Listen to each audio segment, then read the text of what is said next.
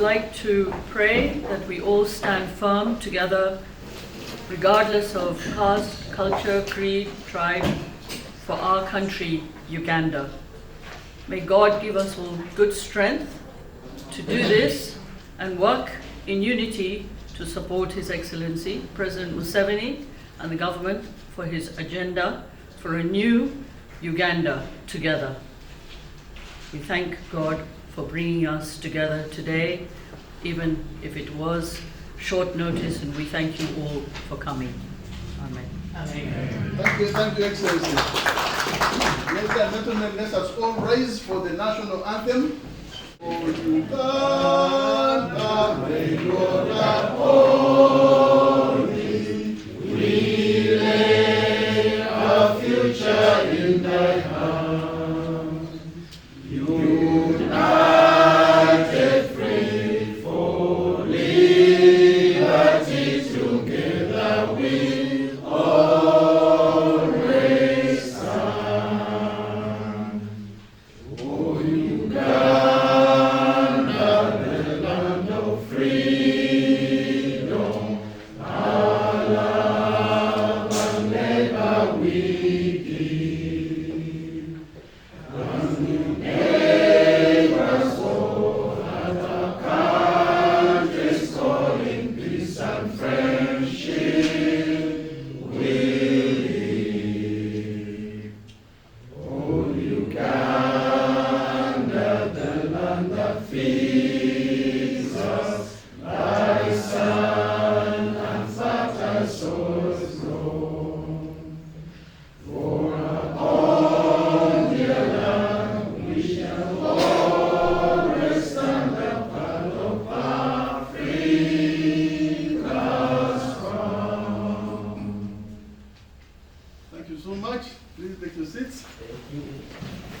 So, without further ado, Your Excellency, I'm going to invite you to give opening remarks. I mean, on the relationship between this mission and Ugandans in the diaspora. You're welcome, Your Excellency.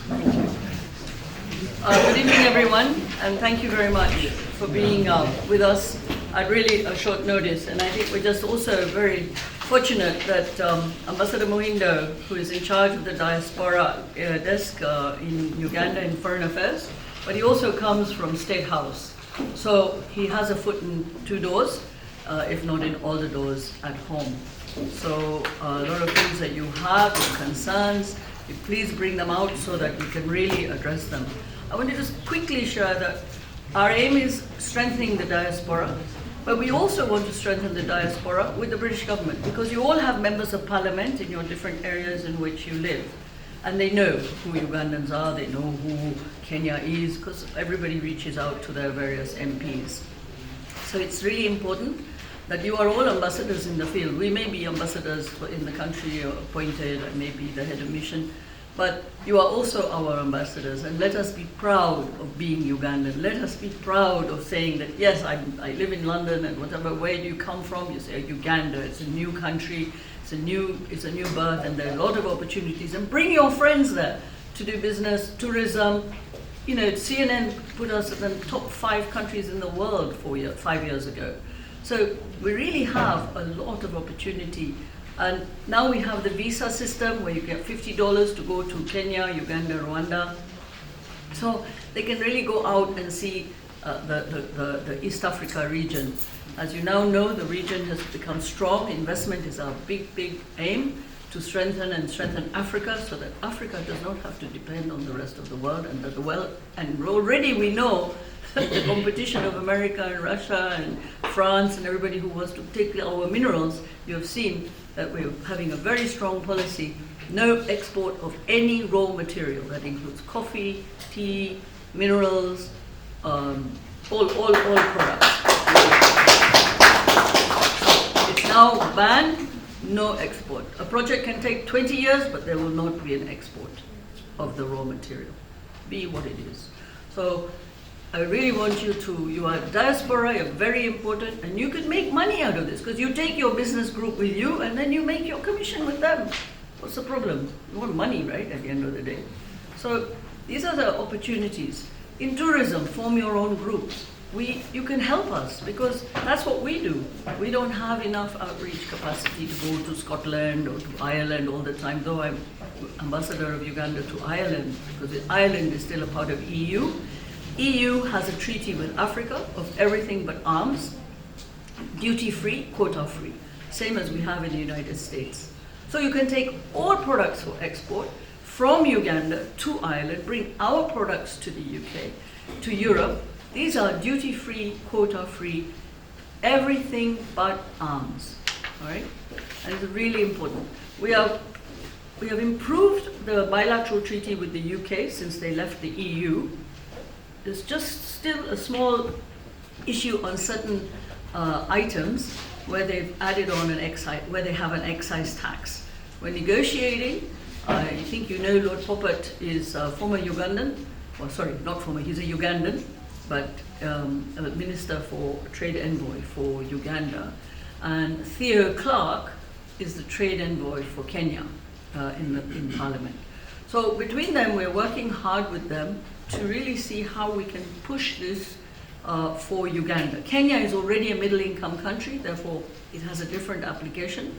Uganda is still a least developed country, so we have a different application. So we want duty-free, quota-free. No and everything but arms. So no duty, no excise tax, and no quota. So this is what we're aiming at, and to bring it now to the UK.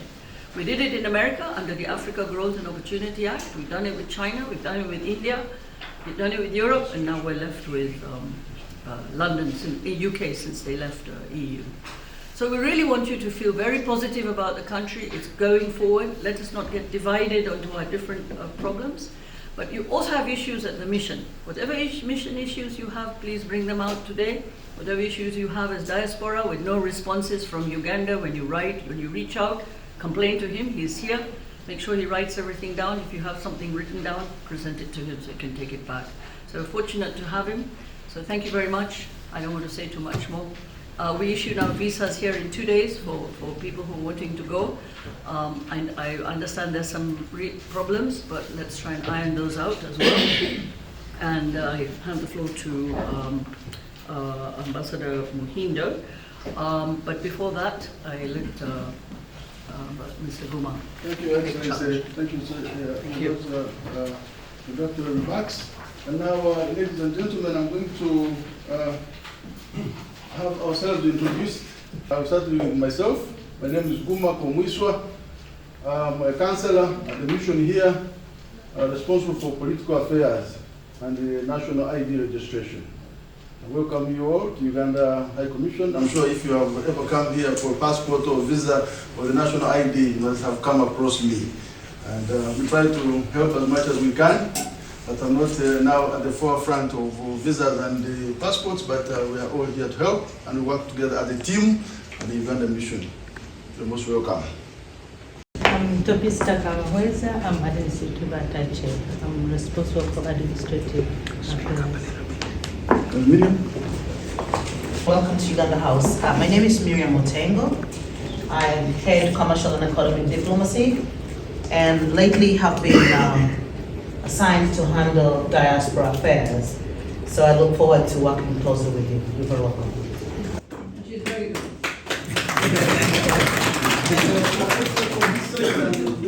Every Ugandan here is welcome.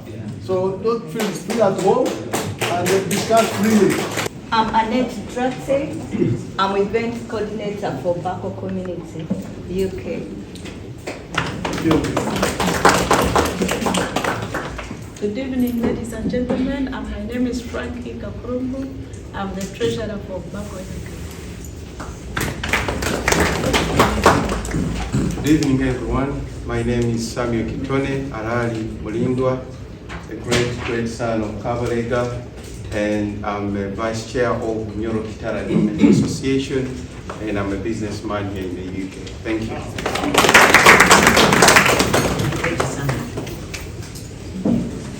Good evening, everyone. My name is Ismail Wandera. I'm from Bujiri, and I'm also the interim chairman, MK Movement UK chapter.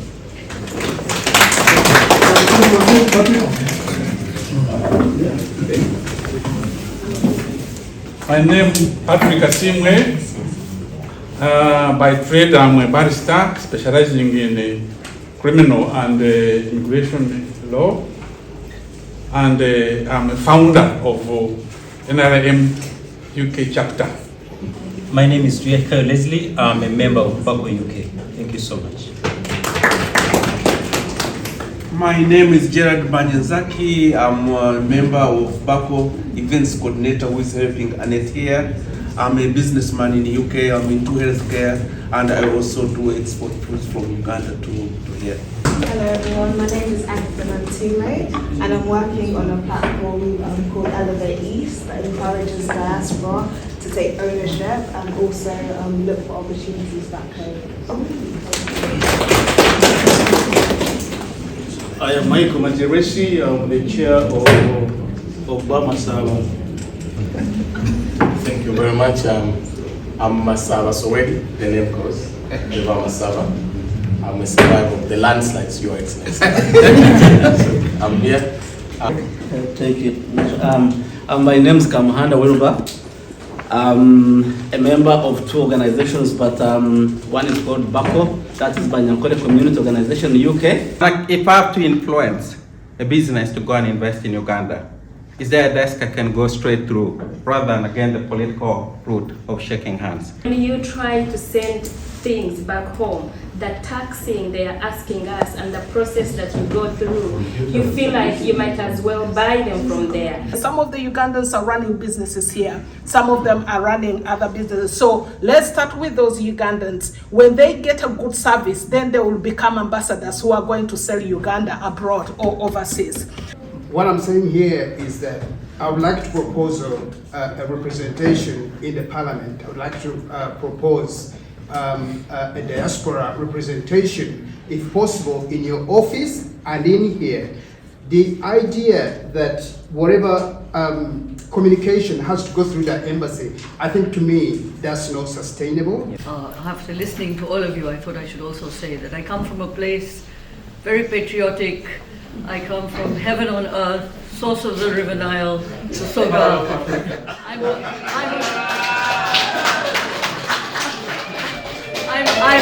Muhindo Musoga, totally, and look forward to welcoming you all to that part of the world when you decide to come to heaven on earth.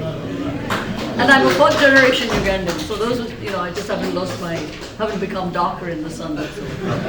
So much, Excellency. Okay, thank you very much. The issue of returning of qualified professionals to Uganda, I've been asking myself. I was educated, for example, by the government of Uganda, with my brother here, Geoffrey. We are here, and the government has no idea where we are and what we are doing. And what we are doing. So, and there are many people who have been educated by government, or who wish to, support government in developing the country, but there is just no framework for doing it. So a discussion and an arrangement of that nature is welcome, so that all the brains you see in the room have a huge potential to contribute to developing the country. On the program, I saw a discussion about voting in the next election.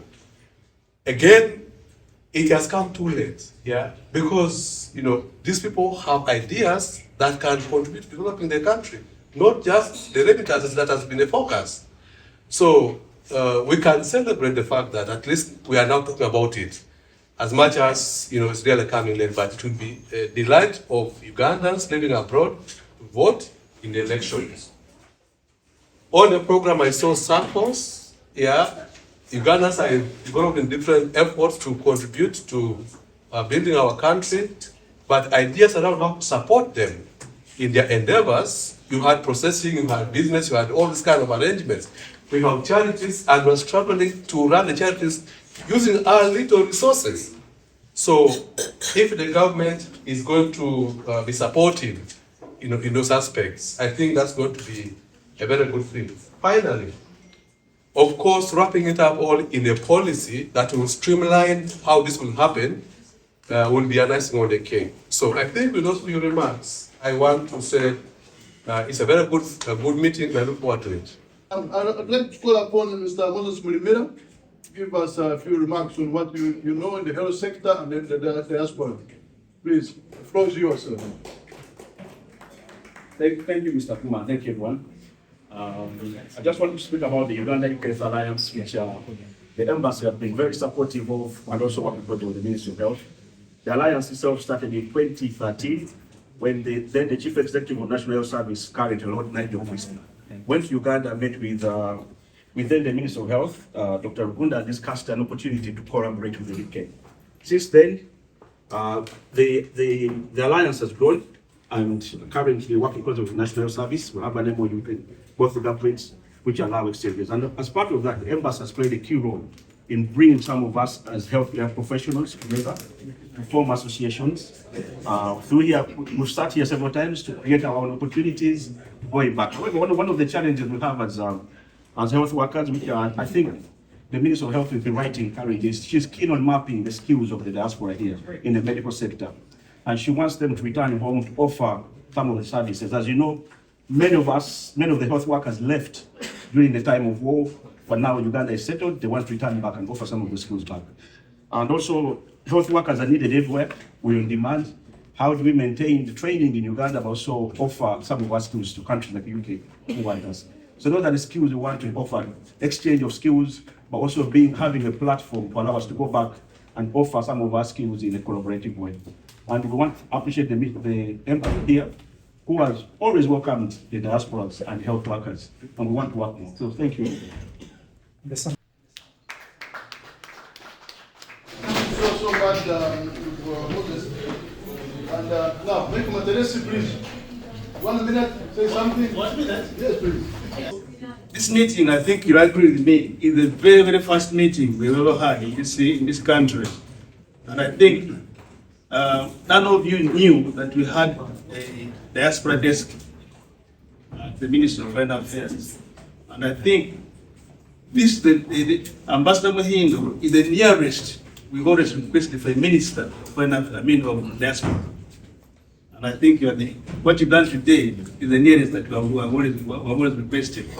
So how would you support us or guide us, because that's a region that's where we're from, and we're looking at using it entirely as Uganda. That is the unique selling point now that we have, that there's a lot of business that's required there. How can you help us or guide us in bringing all Ugandans, not looking at it as a region, as Bunyoro, but all of us as Ugandan? If we have an airport there, there's service delivery, there's a lot of things that are going to be required. There are businesses, and with the diaspora, we've got the skills. So how would you, your office, guide us and help us, and being able to help us, those companies that are there, the Chinese and the rest, such that we can as well be part of that development in that region? Thank you.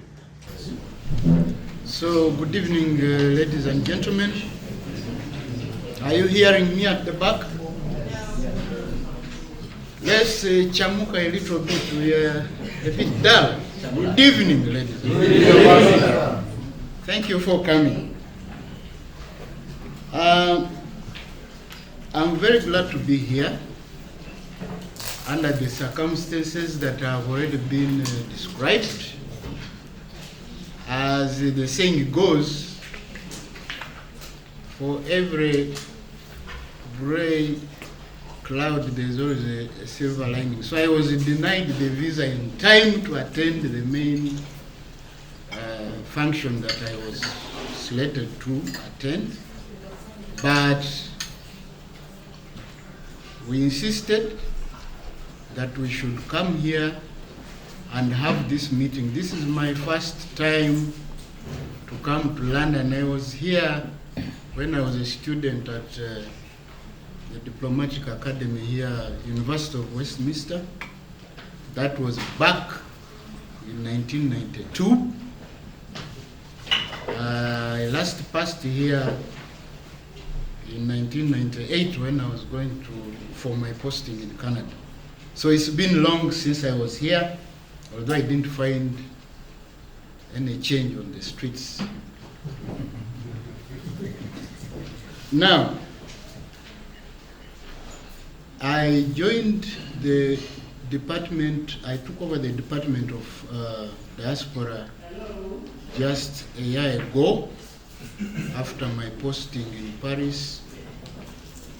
And of course, I tried to sift through whatever files were there, and I discovered that most of the work was just around the department. This work is supposed to be overseas. Diaspora is not a domestic affair. It has a few elements of the domestic affairs, but it's largely overseas. I have been telling people that we don't talk about any Ugandan mission referring to this nice building. We talk about a Ugandan mission referring to our Ugandans here. Without you here, this building means nothing. You are our interest. And so my department is moving towards the direction of revitalizing the function of looking after the interests of our Ugandans abroad.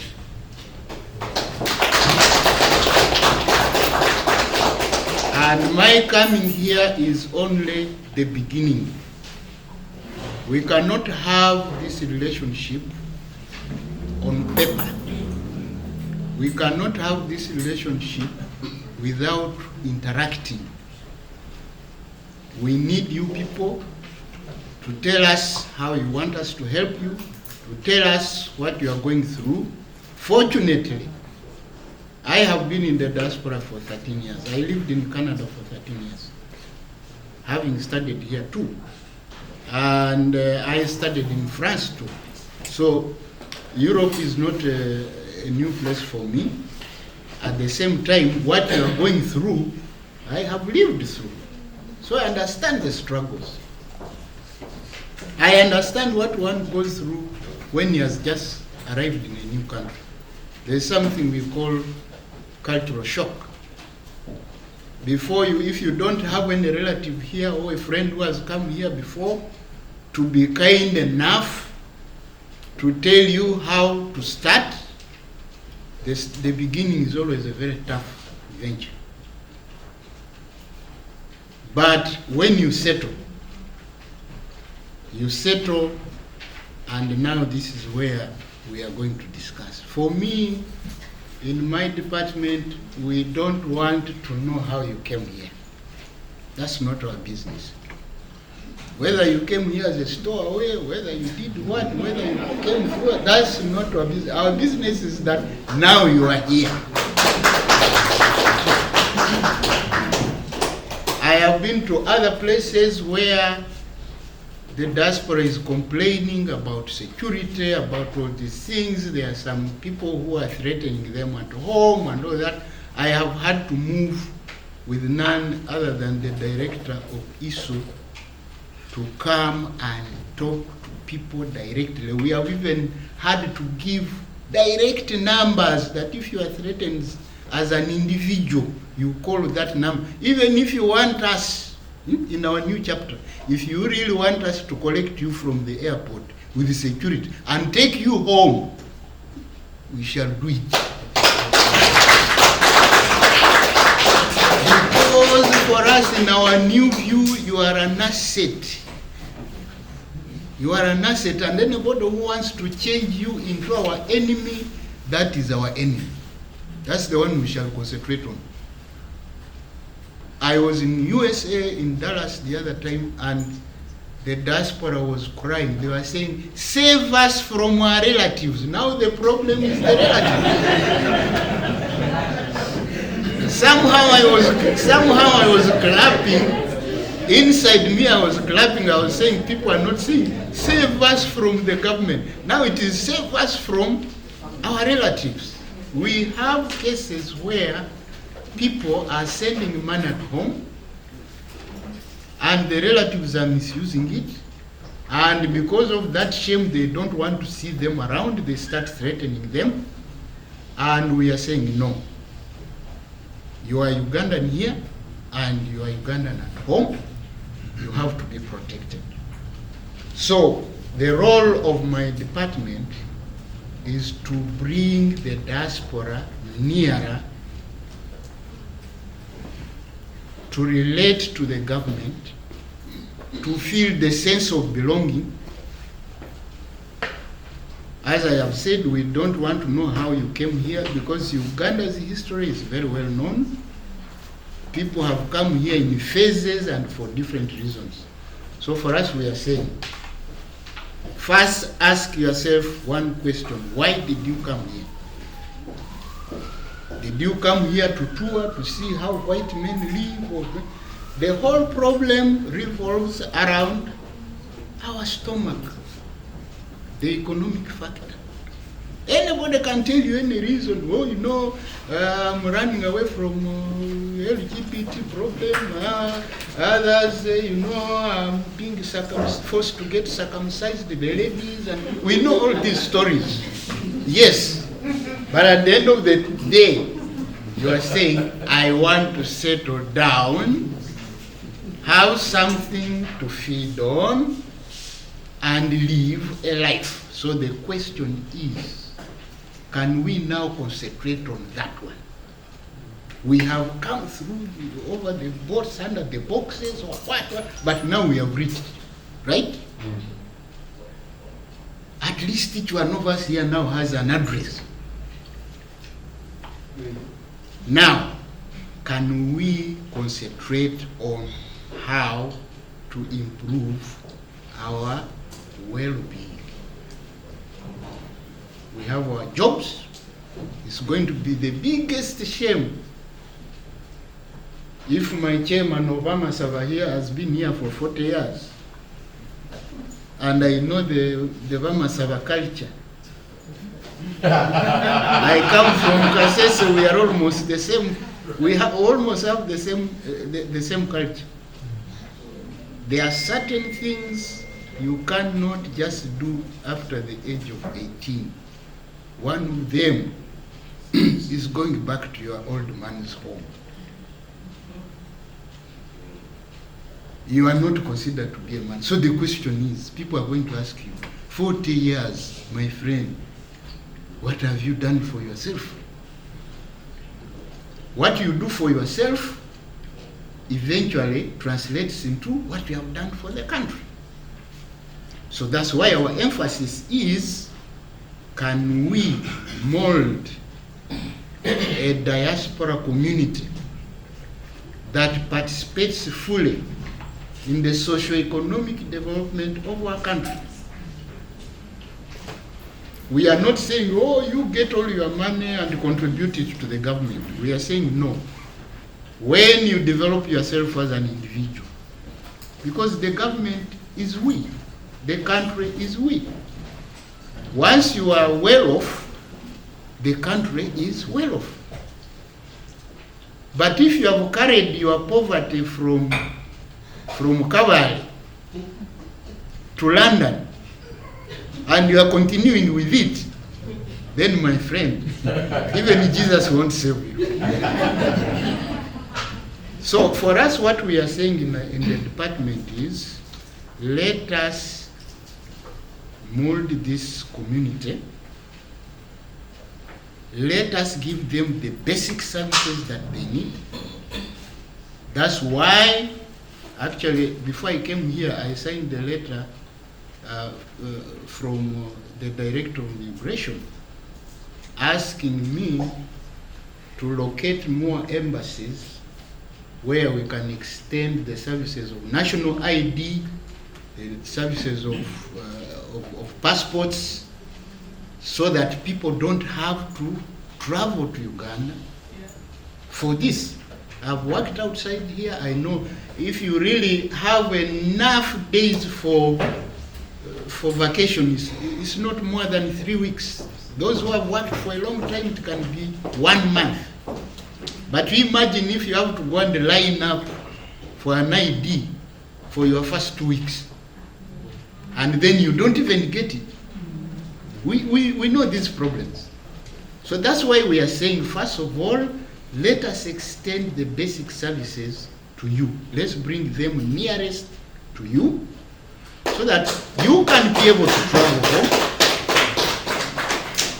You can be able to travel home, get your national IDs, or if you can't travel home, then the embassies will have the facilities extended to you here.